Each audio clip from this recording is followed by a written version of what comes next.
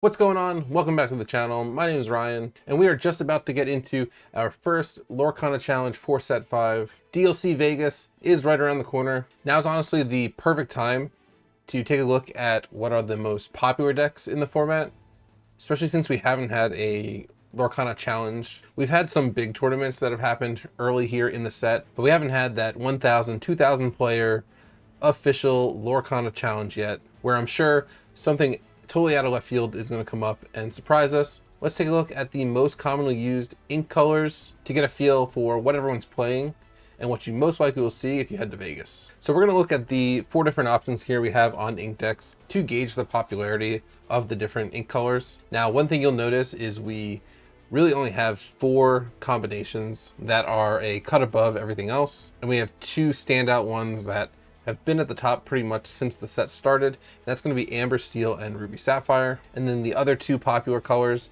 are going to be Ruby Amethyst and Emerald Amethyst. If we go to just 2 weeks though, we start to see a shift where Ruby Sapphire gains a lot more popularity, and that's because Ruby Amethyst is actually falling off according to this data. What I think is happening is as more and more people play against the Amber Steel and they're not able to come up with a win condition, they're switching over to Ruby Sapphire, who does really well into Amber Steel. But if we switch the data to actually just last week, you'll see that Emerald Amethyst has taken the biggest jump. And that's because it includes one of the best ways to completely shut down song decks with the Ursula Sea Witch Queen.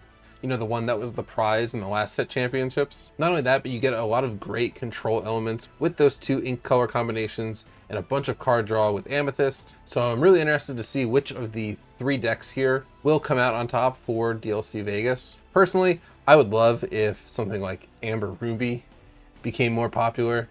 I love the Robin Hood action deck and Mufasa decks, but they're just not consistently finishing in the top right now. But that doesn't mean it's still not my most favorite deck to play right now. All right, so starting off with the most popular deck as of last week, it's going to be the Ruby Sapphire Sisu Ice Block deck that was gaining quite a bit of popularity towards the end of the last set. Pretty standard here. You've got your 3 ice blocks, 4 popsicles, 2 copies of Gaston just to counter Daisy Duck if an Amber player is running that. 1 jump ahead using the new Tipo as a turn 2 way to get ramp, and then in a perfect world you sing 1 jump ahead with him to go even faster into your ramp. The new Visions of the Future allowing you to go 5 cards deep into your deck, and then the typical removal with Brawl, Sisu, Maui, Madame Medusa, Be Prepared. Also has things like Fishbone, Hiram, Grammatala, just to keep the card draw going and the ink flowing. And then closing out the game with Lucky Dime, Tamatoa.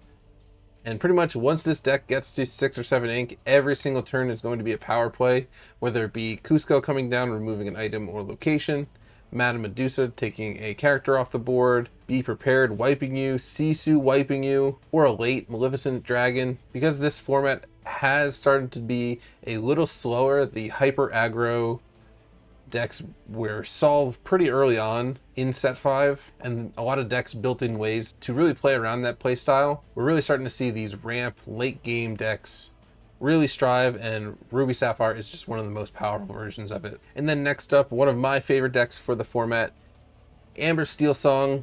This is the more aggro focused version of the deck. Here we have Cinderella singing your Let the Storm Rage On or Strength of the Raging Fire on turn 2. Robin Hood shifting into a big Robin Hood on turn 3. Lantern to play things for cheap. Mr. Smee to get a lot of lore and then maybe even some card draw because they do play with the Rapunzel. Because we have a lot of small characters looking to get them out on the board, Piglet is the perfect choice to have in this deck as well. Then you have things like the Ursula, which is a 2-drop but sings for 4. You've got Prince Naveen, which is a 4-drop, sings for 6 and plays a free song. And then once you have everything set up, you've got your Pete to lock down the board from actions, Cinderella Stout-Hearted to attack into anything that's ready that you need to get out the board, but also quest for a lot. And then actually 2 copies of I Find in My Platinum. This is for the counter into things like Ruby Sapphire, where you absolutely need to get those items off the board when there's a Tamatoa. It's a bit unfortunate if you have your lanterns on the board already when you get this song, but it could really turn the tides if you leave a Hiram on the board with nothing to quest into, or a Tamatoa on the board, getting no extra lore because there's no items on the board. This is super strong. I think even though it's a super expensive deck, to put together all the pieces. I think we're going to see this deck in strong force in Vegas, and I would just be prepared for a lot of mirror matches. I'd say with either of the top 2 decks, be prepared for a bunch of mirror matches. Have at least one answer to that, but at the end of the day, I wouldn't change up your deck too much and just play with whatever you're most comfortable with, because at the end of the day, you want to play to the most optimum response to what's going on in your specific game and not worry about what's happening in the metagame. All right, and then the rising contender for a new slot into the big 3 meta, Emerald Amethyst Bounce Control, using the new Clarabelle card to keep all the cards flowing. Things like Emerald Chromacron to really put your opponent at a disadvantage whenever they try to banish any of your characters. This deck has a bunch of tools to make it really hard for characters to stick onto the board, and then at the same time you're getting all that passive lore from your Queen's Castle, from your goats, and then the heavy hitter playing the Ursula, preventing any songs from being sung. Also, anytime she quests, she's going to exert a character, making it really hard to challenge into that Ursula unless you have a big rush character. This deck has every tool imaginable to answer the top 2 decks in the format, and I wouldn't be surprised if decks like this gain some of the top 16 placements in the Lorcana challenge. And then finally, even though it is losing out now in popularity to those other 3 decks, it is still worth talking about Ruby Amethyst, as it's one of the most stable, most consistent decks we've seen in Lorcana over 5 sets now. You've got your Chernabog and your Magic Brooms to replace themselves, getting a card back to your hand, Flynn Rider to set up a pretty good early game where you're going to get that passive lore per turn, then using your Madam Mims to bounce your characters, using the Crab to take out any big targets that your opponent has on the field. And then the new addition for this deck is going to be adding in a second location. So not only playing with Queen's Castle, but also playing with the library, allowing you to get even more card draw, because any time one of your characters gets taken out while they're there, you get to draw a card, which is really good because they don't even have to be banished in a challenge. So if a Steel Song is taking things out, you still get to draw those cards. Or if you have a bunch of cards there and you get Be Prepared, you get to draw all those cards into your hand. Even though this deck isn't as popular as it's been, I wouldn't be surprised if some of the long-term Ruby Amethyst players come out and show why it's still one of the more powerhouse decks in the format. Unfortunately, I'm not going to Las Vegas. As you know, we just had our newborn, so it's just right now I do want to just stay home, help take care of the baby, hopefully coach him up one day to be a Lorcana player. But I would bring probably my favorite deck, the Robin Hood Action Discard deck. There's so many different cards in this deck. It doesn't really fit and display good all on the mat at once, but this is kind of what it looks like. I have a video on the channel that outlines the whole thing. But if you're still watching, I do have a question for you guys. When we start doing webcam games, would you prefer if, as I'm playing, you wouldn't be able to see my hand?